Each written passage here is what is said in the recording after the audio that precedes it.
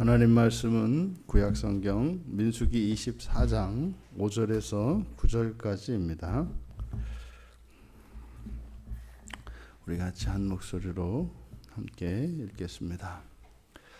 야곱이여 내 장막들이, 이스라엘이여 내 거처들이 어찌 그리 아름다운고, 그 벌어짐이 골짜기 같고 강가의 동산 같으며 여호와께서 심으신 침향목들 같고 물가의 백향목들 같도다. 그 물통에서는 물이 넘치겠고 그 씨는 많은 물가에 있으리로다. 그의 왕이 아각보다 높으니 그의 나라가 흥왕하리로다.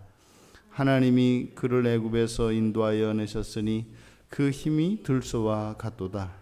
그의 적국을 삼키고 그들의 뼈를 꺾으며 화살로 쏘아 꿰뚫으리로다. 꿇어앉고 누움이 수사자와 같고 암사자와도 같으니 일으킬 자 누구이랴. 너를 축복하는 자마다 복을 받을 것이요 너를 저주하는 자마다 저주를 받을지로다. 아멘. 발람의 축복 예언입니다. 이제 발람이 이스라엘 자손들을 위하여 그들에게 축복하며 예언한 내용입니다. 전체 7가지로 되어 있고 그 가운데 이들의 장막과 거처에 대해서 4가지로 설명을 하고 있습니다. 맨 먼저 장막들과 거처들이 어찌 그리 아름다운가. 여러분, 지금 이 약속을 받고 있는 곳이 광야라고 하는 것을 우리가 감안할 때 매우 현실성이 떨어진 그런 약속입니다. 이것은 마치 오늘날 우리들에게 주님께서 재림하시고 이 땅에 세우실 그 나라에 대한 약속 비슷합니다. 그러니까 이렇게 삭막한 광야에 있는데 이들의 거처가 그렇게 아름답다. 얼마나 아름다우냐. 그래서 6절에 그 벌어짐이, 여기는 이제 원문에 없는 내용입니다. 그러니까 그 벌어짐이, 그래서 6절에서부터 지금 6절에 있는 이 내용은 바로 이들의 거처에 대해서, 그 아름다움에 대해서 수식하는 내용들입니다. 첫째로 골짜기 같고, 여기서 이제 골짜기는 나할이라고 하는 말인데, 이것은 그냥 좁은 조그만 골짜기, 이렇게 땅이 패인 골짜기를 말하는 것이 아니라 아주 큰 물이 힘차게 흘러내릴 수 있는 그런 웅장한 이제 계곡을 나타내는 말입니다. 그러니까 이 집들이 있는 그곳이 그냥 조그만 소 이런 것이 아니라 큰 건물들로 이루어져 있는 아주 대도시와 같은 이런 그 웅장한 도시를 나타내는 말입니다. 그리고 강가의 동산 같다. 강가의 동산. 여기서 이제 동산이라고 하는 이 말이 이제 가나라는 말인데, 여기서 처음 등장하는 말입니다. 그래서 이 가나는 그러니까 생활터전입니다. 주로 이제 선지서에서 이 단어들이 이제 이후로 많이 사용이 되는데, 생활의 터전을 이야기합니다. 그러니까 이들의 삶의 터전이 강가에 있다라고 하는 것은 이 팔레스타인 지역에서, 이 광야 지역에서 가장 어려운 것이 물입니다. 물. 실제로 믿음의 족장들의 그 생활의 터전의 이동은 이 가뭄과 관계되어 있죠. 가뭄이 있을 때 이들이 이제 애굽으로 왔다가 내려갔다, 이제 올라왔다 내려왔다 하는 일들이 일어납니다. 그러니까 이들의 생활의 터전이 강가에 있다라고 하는 것은 이제 풍요하고 그리고 안정된 곳, 평화로운 곳, 이런 것입니다. 그리고 세 번째로 여호와께서 심으신 침향목들 같고, 그리고 네 번째 물가의 백향목들 같고, 이것은 이제 반듯반듯하게 서 있는, 그리고 높이까지 서 있는 나무들을 연상시키는 것인데, 이 침향목이라고 하는 것은, 이 침향목 아할림, 이것은 이제 부를 상징하는 고급 향품입니다. 이것도 이제 여기서 처음 등장합니다. 그러니까 이 침향목 같다라고 하는 것은, 그러니까 우리로 말하면 향나무, 장롱 이런 거죠. 그러니까 부의 상징이고, 굉장히 호화로운 그런 것을 나타냅니다.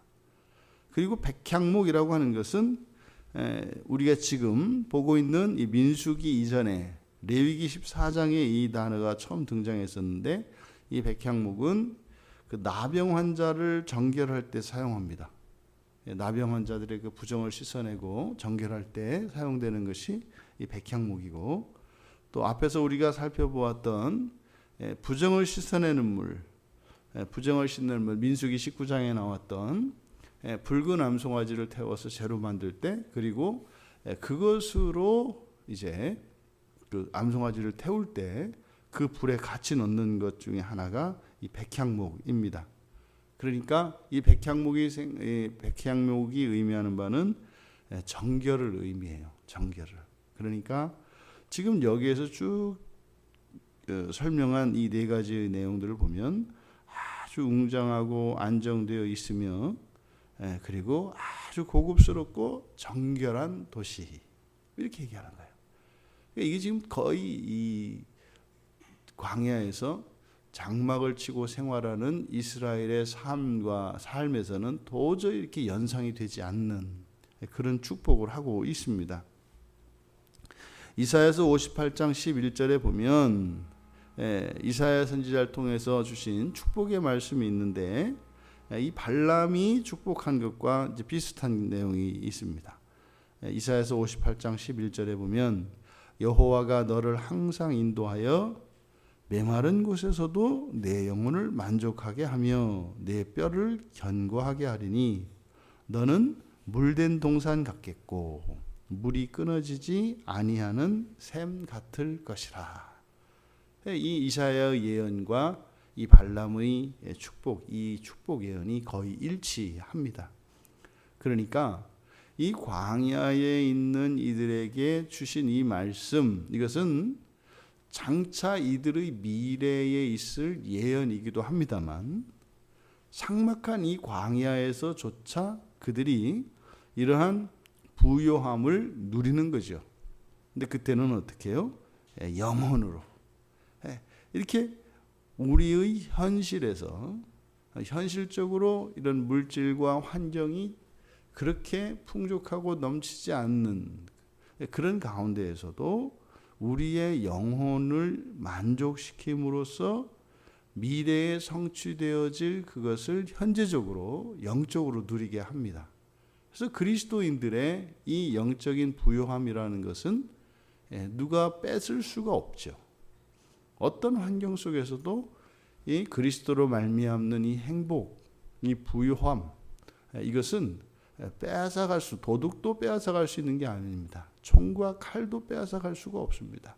심지어는 죽음조차도 그것을 위협할 수가 없는 것입니다. 그러니까 현재적으로도 이 축복의 예언에 있는 그것을 누릴 수 있다, 영적으로. 하지만 장차 물질적으로도 환경적으로도 그것을 누리게 될 것이다. 사실 우리는 이것이 예수님께서 이루실 그 나라에 들어갔을 때 다 이루어질 내용들임을 우리는 믿고 있습니다.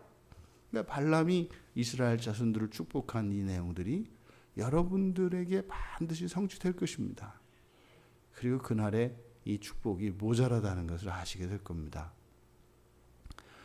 두 번째로 이제 장막과 거처들에 대해서 축복하고 예언하고, 그리고 이제 두 번째, 그 물통에서는 물이 넘치겠고, 그러니까 뭐 우리 같은 경우에는 뭐 뒤주에서 쌀이 넘쳐 흐르겠고 뭐 이런 거죠. 지금은 뭐 통장에 잔고가 넘치겠고 뭐 이런 개념이죠. 그러니까 우리들이 생각할 때는 이걸 돈으로 생각하시면 돼요. 그래서 물통에서 물이 넘친다. 돈통에서 돈이 넘친다. 뭐 이제 옛날에 장사하시는 분들은 그 미군들이 사용하던 그 총알 그 박스 그걸 돈통으로 많이 사용했었어요. 막 그 장사가 잘 되면 거기다 이제 돈을 막 집어 넣는데, 그 국방색 그 철제 그 박스가 있어요. 이렇게 거기에 돈이 이제 막 넘칩니다. 우리 어머니도 그저 어렸을 적에 그 신발 가게를 하셨는데 막 그 장날 이룰 때 사람들이 와서 하면 이제 돈이 막 넘칩니다. 그래서 뭐 돈통 옆에 넘쳐 있는 거니까 주워가고 그랬습니다. 이게 여기서 이제 물통에 물이 넘치는 것이 그런 이제 풍요의 상징이죠. 그리고 그 씨는 많은 물가에 있을 것이다. 그래서 씨, 제라, 이것은 자손들이죠. 물가에 있다. 이것은 번성을 나타냅니다. 번성을 나타냅니다. 그리고 이건 실제 이제 아브라함에게 주셨던 예언이지 않습니까? 하늘의 별과 같이, 바다의 모래와 같이, 그렇게 해서 번성할 것. 또 이것은 사실 최초로 하나님께서 사람을 창조하시고 주셨던 그 번성의 약속이지 않습니까? 그게 성취되는 것을 우리가 알 수 있습니다. 그의 왕이 아각보다 높으니 그의 나라가 흥왕하리로다. 이때 아각은 고유명사로서 사람을 부르는 사람의 고유명사의 아각이 아닙니다. 이 아각은 애굽의 왕을 바로, 그렇죠? 오늘 이제 그 파라오를 이제 성경에 바로로 되어 있는데 애굽의 왕을 바로 이렇게 되어 있지 않습니까? 그러니까 이 아각이라는 말은 아말렉의 왕호입니다. 아말렉의 왕호가 아각입니다. 근데 여기서 왜 아각보다 높다 이렇게 이야기를 했는가 하면 이 아말렉은 출애굽한 이스라엘을 최초로 공격한 족속이 아말렉이에요. 그러니까 대적과 원수를 대표하는 그 왕이 그리고 족속이 아말렉이 된 거예요. 그러니까 이것을 역사적으로는 그 아말렉 족속의 왕을 나타내는 것이겠고, 뭐 강력한 군대를 나타내는 것이고, 또 영적으로는 모든 대적과 원수, 궁극적으로 가면은 뭐예요? 사탄이 되겠죠. 그래서 그러면은 그의 왕 누구겠습니까? 그의 왕은 뭐 이스라엘의 왕이겠고, 뭐 훗날 있게 될 이스라엘의 열왕들 아니겠습니까? 그런데 이제 영적으로는요, 그리스도이시겠죠. 그래서 그의 왕이 아각보다 높으니라고 하는 것은 이스라엘의 역사 속에서 그 어떤 왕들도 그들을 멸망시키지 못할 것이다. 뭐 이런 거죠. 사탄은 그리스도의 발 아래 발등상이 될 것이다. 이런 예언인 거죠. 그 힘이 들쏘같다. 다섯 번째로 그렇게 그들의 힘이 들소 같은 것, 국력이 그리고 그들의 군사력이 강력하다는 것이죠. 근데 그 이유는 무엇입니까? 하나님이라는 거죠. 그러니까 하나님이 그들을 애굽에서 인도해 내셨기 때문에, 다시 말해서 그들의 힘은 하나님이시라는 거예요. 하나님이 그들의 힘, 그들의 능력, 그들의 군대이기 때문에 힘이 강력하다. 그리고 여섯 번째로 꿇어앉고 누움이 수사자와 같고 암사자와도 같으니 일으킬 자가 없다. 이것은 누가 그들의 주권을 침해할 수 없다는 것입니다. 그래서 완전한 자유와 완전한 주권을 말하는 거죠. 참 부러운 얘기입니다. 우리 입장으로서는 말이에요. 뭐 정말 우리나라의 역사가 이 주변에 있는 열강들로부터 단 한 번도 제대로 이렇게 뭐 독립한 적이 없습니다. 이게 참 우리나라가 뭐 우리끼리는 그냥 자화자찬하고 뭐 그냥 뭐라도 좀 된 것처럼 하는데, 사실은 그렇게 역사적으로 우리나라가 그렇게 자주 독립국가로서 이랬던 적이 없어요.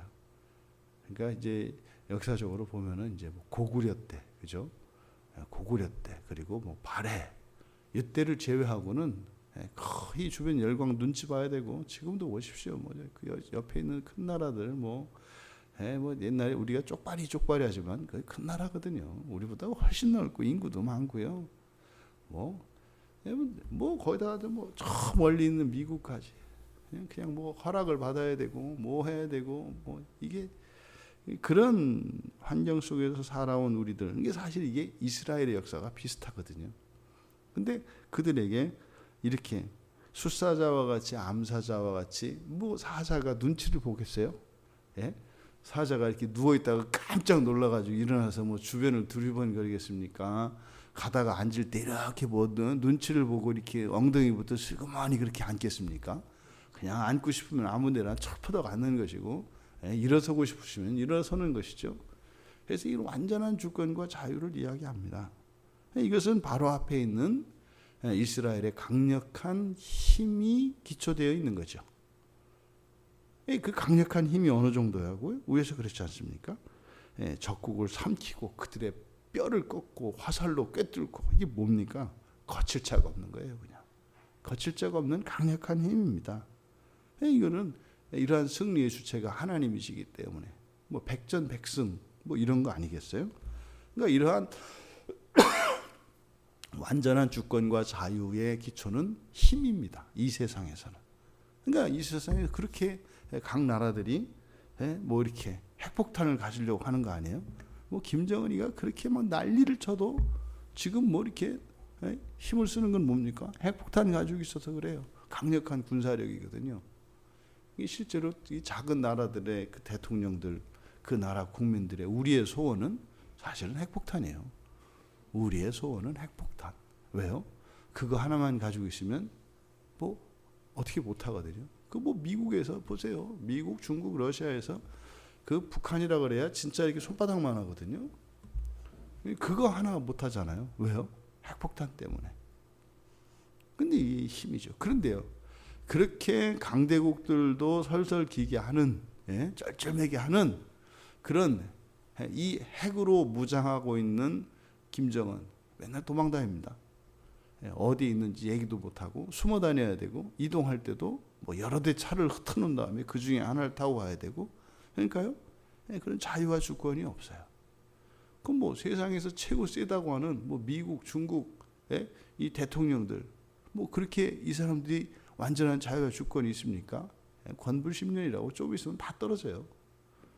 여러분, 그럼 우리의 주권과 자유의 근거는 힘이라고 그랬는데, 절대적인 힘, 바로 예수 그리스도이십니다.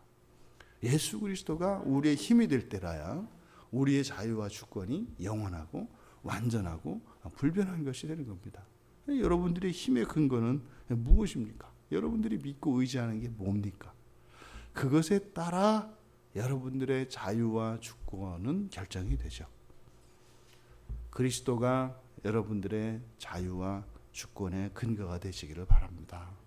어느 누구도 그래서 여러분들의 자유를 꺾지 못하고 여러분들이 주권에 침해되지 않는, 겉으로 볼 때는 주권도 없는 것 같고 마음대로 안 되는 것 같죠.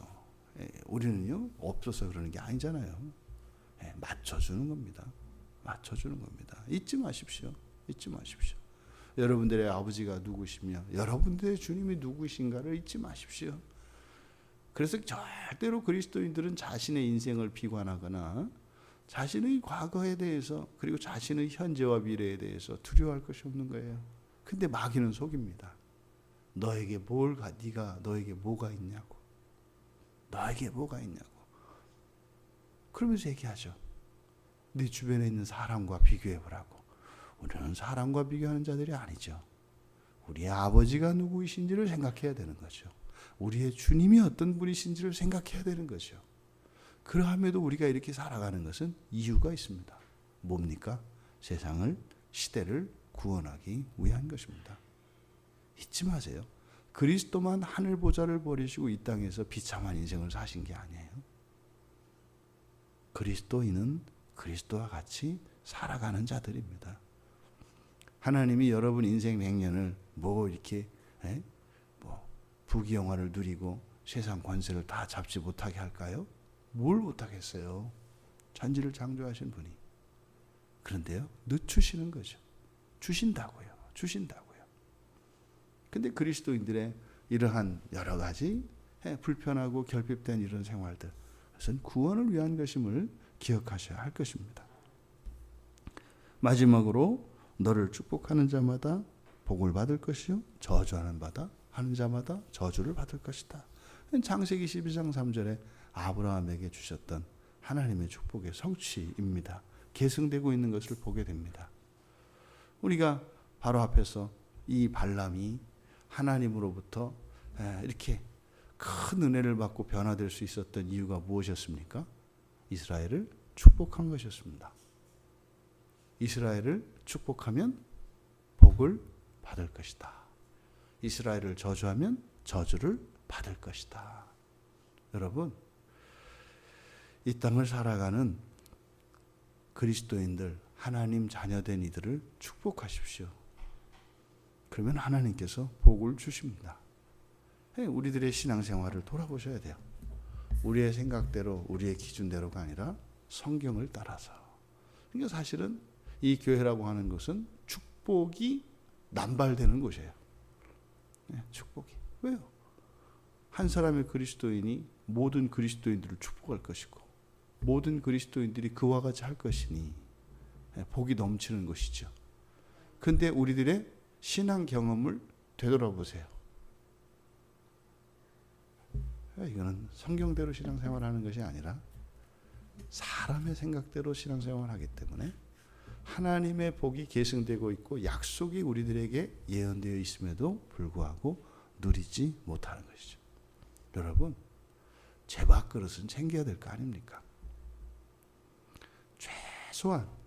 최소한 믿음의 자녀들에게 그리스도인들의 공동체된 우리 신앙인들의 가정과 교회에는 서로를 향한 축복이 넘쳐나기를 바랍니다.